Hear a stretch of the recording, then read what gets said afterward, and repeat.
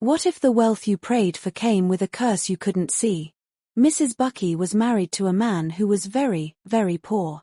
Life was tough for them, no money, no comfort, no peace. Out of love and desperation, Bucky wanted to make her husband rich, to give him the kind of life she felt he deserved.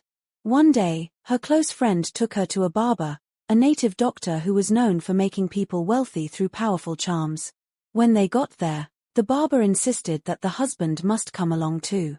So Bucky brought her husband the next day. The man, tired of suffering, told the barber that he wanted to be very wealthy, not just ordinary wealth, but riches that would last for generations. The barber smiled and told him that everything would be fine, but that kind of wealth came with a heavy price. He said, to open the door of everlasting riches, a woman's womb must be used. Bucky loved her husband so deeply that without hesitation, she volunteered her own womb. At that time, they already had a little daughter named Ruth. The ritual was done. Not long after, Bucky's husband became extremely rich, wealthy beyond imagination. They built a huge mansion with countless rooms, filled with gold, luxury, and servants. Life changed overnight. Passed and they lived in comfort and abundance. But greed began to grow in the man's heart.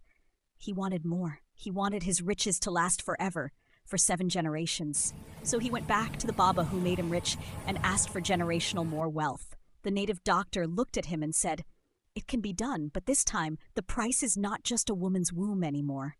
From now on, every child born in your family will be female.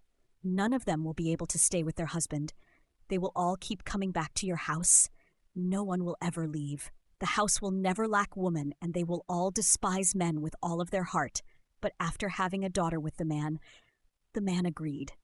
Many years later, Ruth, the couple's daughter, had grown old and become a grandmother.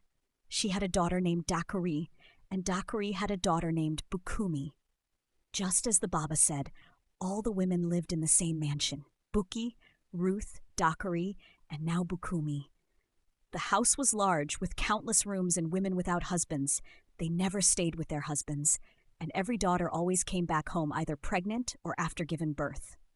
Then one day, Bukumi, the youngest in the bloodline, suddenly told her mother, Dakari, that she was tired of her marriage and wanted to come back home.